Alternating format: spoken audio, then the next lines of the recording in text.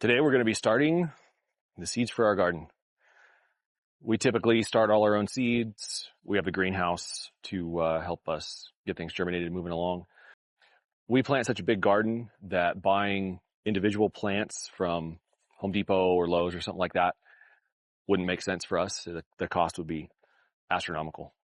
So we're going to go start planting some seeds. What is this? Don't forget to lift with your knees. What is this stuff? It's a 50-pound sack of Oh, dirt. God. That's 50 pounds? That's way more than 50 pounds. Oh, my goodness. Know. The young kid at the gardener store said it was about 50. I'm still young. Sure. I'm young. Of course you are. I'm young.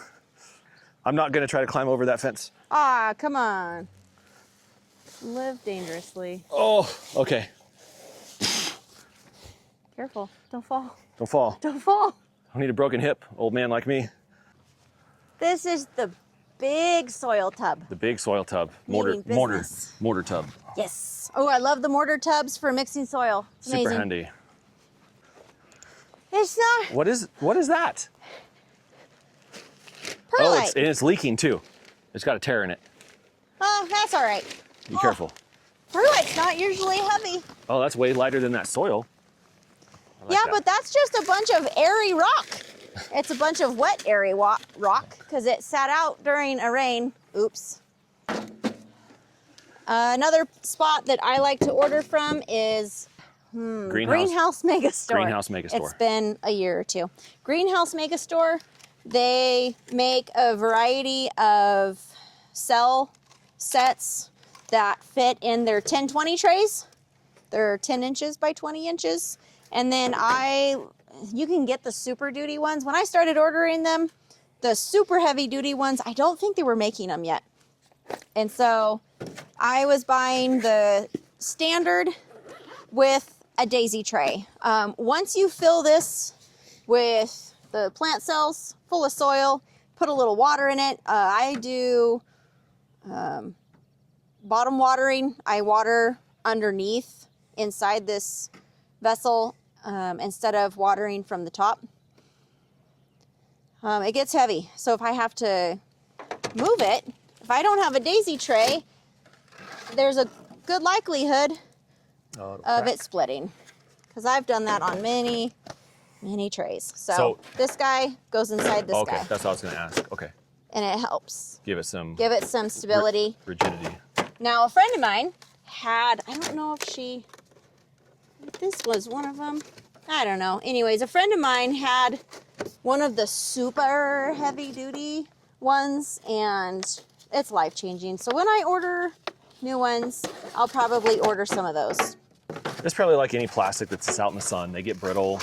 All right. So when I am putting my plants together, not my plants, my planting setup together, it's real tempting just to lay this whole thing in there. But if you do, when it's time to separate them, you then have to try to separate them with plants and dirt in them. So I don't like doing that.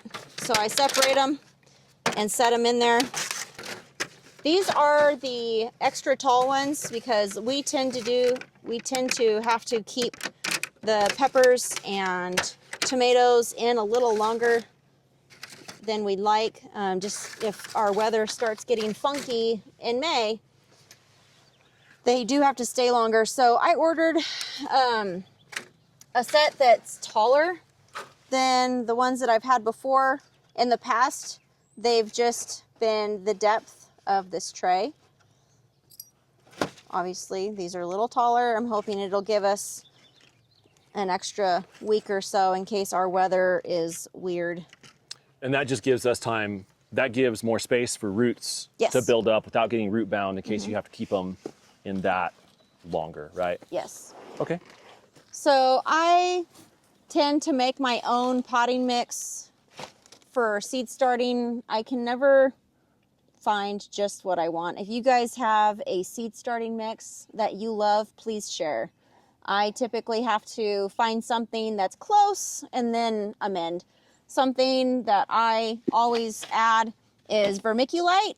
It holds moisture without getting soggy or, lack of better words, gross. It holds the moisture well, but doesn't encourage mold growth and all of that. The other thing is perlite. We're gonna use up what I've got here first, and then we will mix up the new batch. Oh, we're also gonna find if there's any dry spots. You wanna make sure your mix is moist, because if it's dry, then your seeds are starting out in a dry environment, even if you're gonna soak it. Sometimes if you're starting dry and you just soak the bottom of it, it takes a while for it to really get the moisture to the top. It's very tempting to put this in here and fill the dirt as is. Well, if you do that, you will end up with dirt in the bottom because it's going to fall through the holes. So these all get put in the Mortar tub. Mortar tub, thank you. Okay, so I just set them in like this, and then I start filling them. The mortar tub's great because I can just make a mess, and then when I'm ready for the next set, I just move the dirt to the side and start over. I'm not wasting anything, but I'm able to fill quickly. Are you packing that in there very tight? Not terribly, but you want to pack it a little bit. Otherwise, it's going to pack itself. Gravity's a thing. And if you don't do any packing, so this one I don't think I did anything to. This one's, so say you didn't pack it, right? Well, by the time this thing's sat in there, I would guess you would end up with that amount of dirt, which is actually not too bad right now. I think maybe I did pack it. Oh yeah, there we go. Some of them, just depending on how everything falls, you know, you'll just throw it in there, and once you pack it down, it's really only this tall. Okay. Well, that defeats the purpose of the tall cells, because with the moisture, the soil will compact. So I just put my fingers in gently. Oh, see, my finger went almost all the way to the bottom there. So I do just fingertips to pack it down a little bit, and then I'll go through and pat the top, fill in where I need to.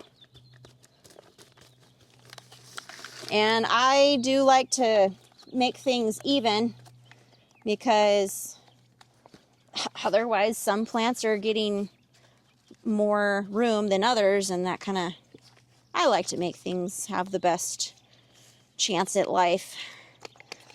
All right. I'll help her start doing these. How many of these do we have to do? Like a million? No counting. So many. We are not counting. So many plants. So we're going to start filling up 6 packs with soil, and then we'll start putting some seeds in. Yeah. Oh, you want to get another one? Yeah. Just have it.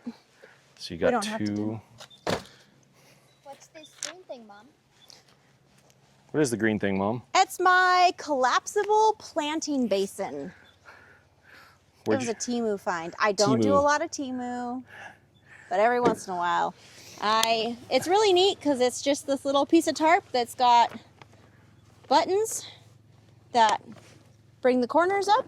So when you're done, you can grab your tarp and go dump your soil. So that way, if you're working on a table and you don't want to make a mess, it's pretty handy. I'm gonna wash my hands because when I'm handling my seed packets, I don't want dirt getting on my seed packets or inside them.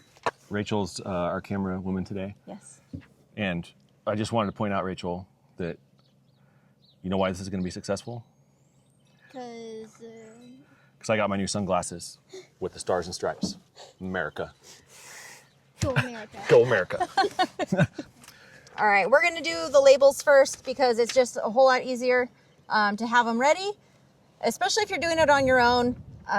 You inevitably get your hands dirty while you're dealing with your seeds.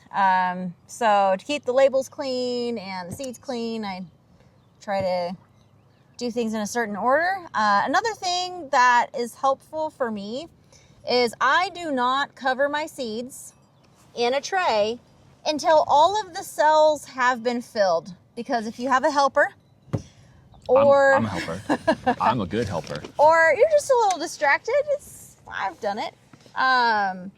You forget which cell you're working in. If you don't get your label in the right spot, whatever it is, I like to put the label in, and then I'll drop whatever seeds in the cells that I want done, and then cover them when the whole tray is done. Right. Do you want me to write on it with my handwriting? No. No. Are you sure? Yeah. Yeah. Okay. All right, so I just made poked a little. Yeah, these are on the older side though. I'm not sure their viability, so we're gonna do two per cell. 2 per cell? Okay, but you do, so if you're doing 2 per cell, you do corners. So they can easily be separated. Otherwise, you're not going to be able to separate It's them. like you went to college for agriculture.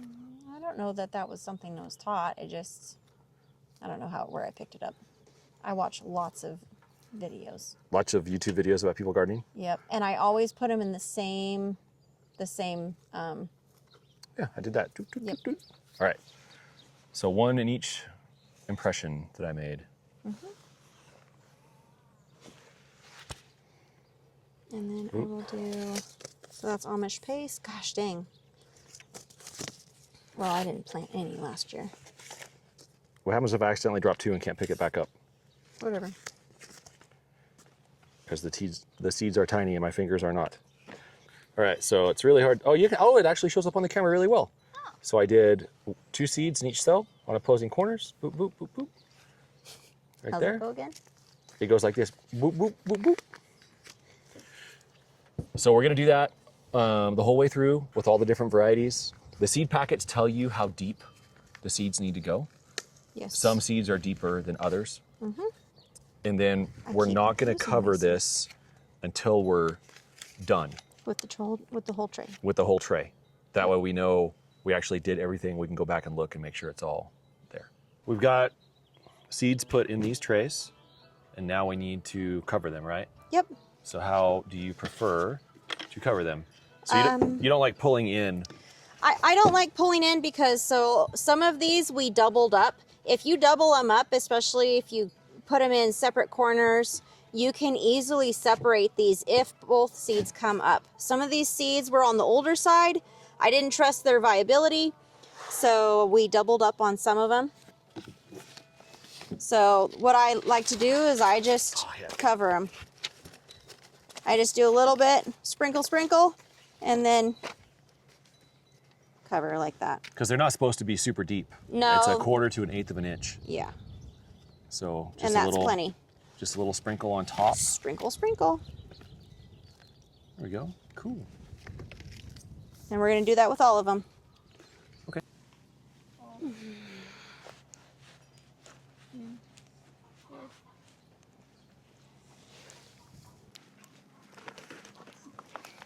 To the greenhouse we go.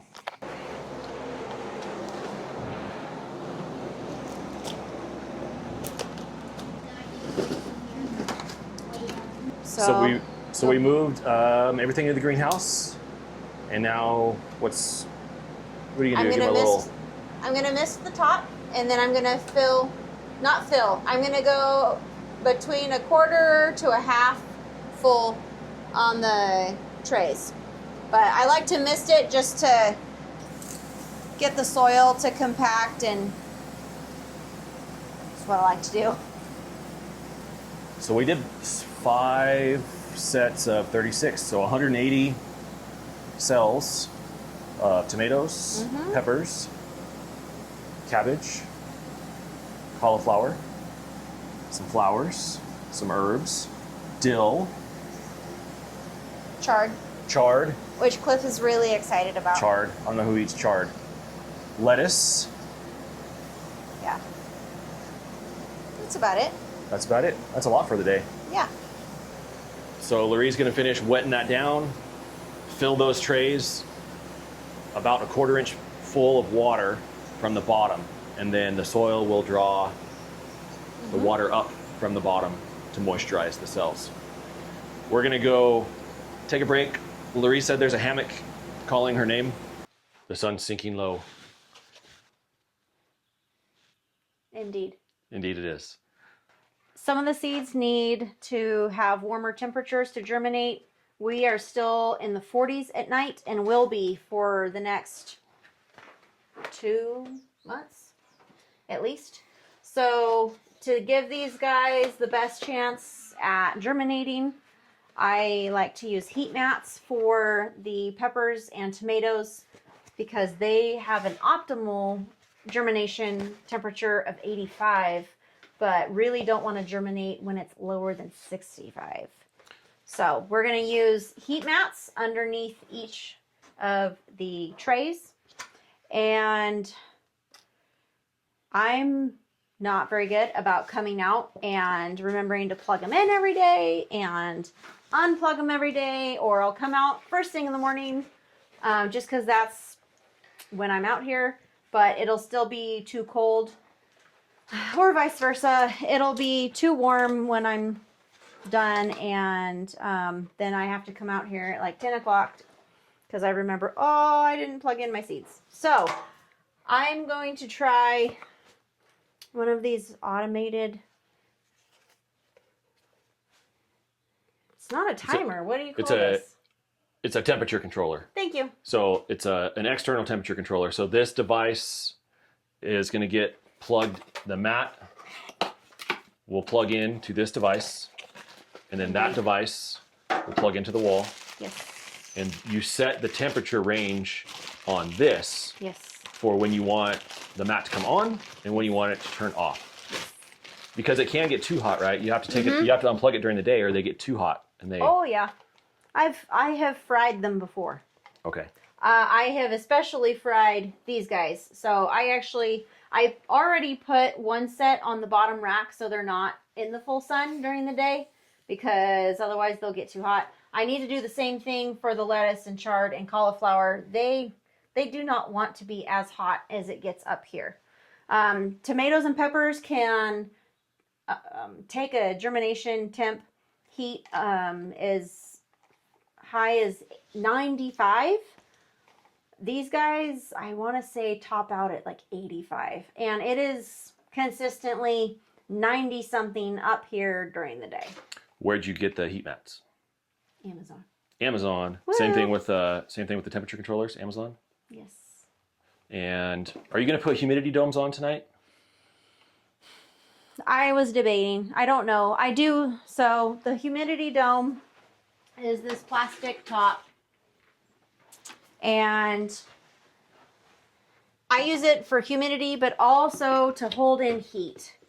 So I'm going to look at what our forecasted temperature is tonight. If it's, I don't know, below 45, I'll probably cover the peppers because they seem to be the most sensitive. There's already tomatillo seeds volunteering in the garden. So it's obviously not too terribly cold out there for those types, but peppers for me seem to be a bit more sensitive. I get a lot of volunteer tomatoes and tomatillos in the garden, but I really don't get a lot of volunteer peppers. I don't know why, but so it is what it is. So we're gonna do. So I'm not gonna. Oh no. they just slip over the top. So this is what they do. They slip over the top. I had to think about what I was doing. Like I told you guys, these are taller cells than normal. So the dome typically would sit at the base, at the top of the tray. But because I'm using taller cells, it's not going to do that. It still will hold in a lot of the heat. I didn't have any problem with it holding in heat with the set of seeds that I started in February. So I still have to come out and undo everything. But I'm really hoping that the temperature control is going to give me a little bit of a leg up and help me to not have to be so on time every single time because life happens, things are going on. What's one of the things I say a lot on this channel about making things? Automation is key. Automation on the homestead. That's the way to make things easier. So, and it's taken us years to get to this place. We've had this greenhouse for 10 years? Something like that. Close to 10 years. We've had the garden in since 2013 or 14. You know, so we've been doing gardening here for 13 years. And I used to start the seeds in the house and put them out in the sun. Well, obviously they don't need sun until they're germinated. But I would have to put the seeds out in the sun during the day, bring them in at night, and do that for close to 2 months. So I am very thankful for the greenhouse, so I don't have to do that anymore, and all the automation that we have built up. All right, that's going to be the end of our seed starting video. The sun's sinking, and we're both very hungry. We got to wrap this up and go eat dinner before somebody gets hangry. Whatever. So I am not the princess around here. good luck with your own seed starting. Just do it. See you next time. Just start. Just start.